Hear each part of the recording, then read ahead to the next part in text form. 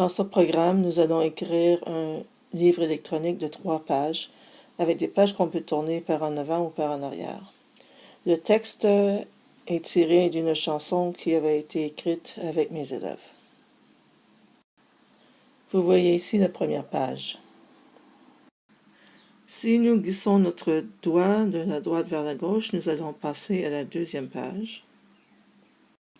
Et si encore nous glissons notre doigt de la droite jusqu'à la gauche, on passe vers la troisième page. De la même façon, nous pouvons revenir à la deuxième page en glissant notre doigt de la gauche vers la droite et encore une fois de la gauche vers la droite pour revenir à la première page. Voici notre table de travail avec le livre et le texte du livre.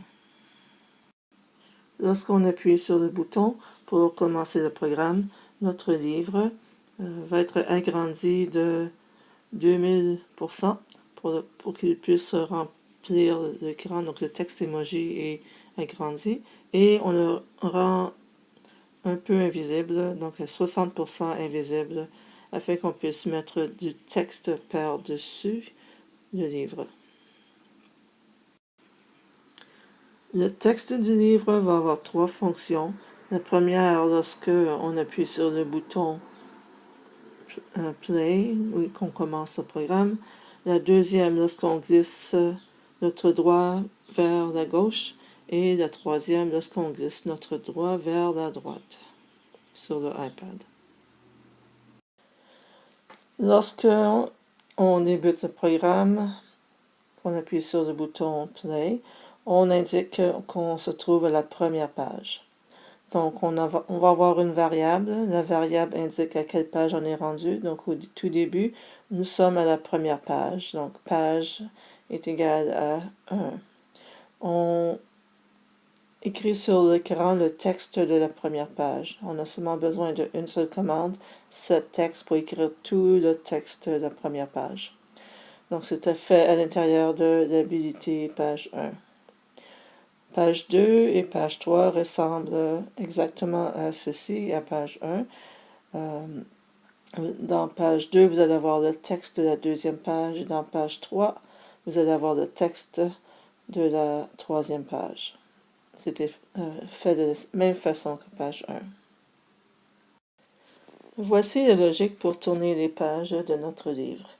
Donc, lorsque l'on glisse notre doigt vers la gauche, nous voulons avancer dans notre lecture. Donc, si nous sommes à la page 1, nous allons ajouter 1 à notre variable pour indiquer qu'on est pour se rendre à la page 2. Nous allons maintenant mettre le texte de la page 2. Si par contre, nous sommes déjà à la page 2, on va ajouter 1 à notre variable, donc on est maintenant à la page 3 et nous allons afficher le texte de la page 3. Sinon, à ce moment-là, on peut assumer que nous sommes déjà à la page 3, donc nous allons rester à la page 3. Si, par exemple, on glisse notre doigt plusieurs fois, on n'ira pas plus loin que la page 3, nous allons rester à la page 3. De la même façon, pour notre livre, lorsqu'on glisse notre doigt vers la gauche, nous voulons reculer le nombre de pages. Donc, si on est à la page 3, on veut se rendre à la page 2, donc on enlève 1, le nombre de pages, à notre variable, et on affiche la page 2. Sinon, on vérifie est-ce qu'on est déjà si on est à la page 2. Donc, si on se trouve à la page 2, à ce moment-là, nous allons reculer d'une page. Donc, on va revenir à la page 1. Notre page va être rendue à 1 et on affiche la page 1. Sinon, on va rester à la page 1. Donc, si on glisse notre doigt plusieurs fois, nous allons toujours rester à la page 1. Et voici un livre de 3 pages.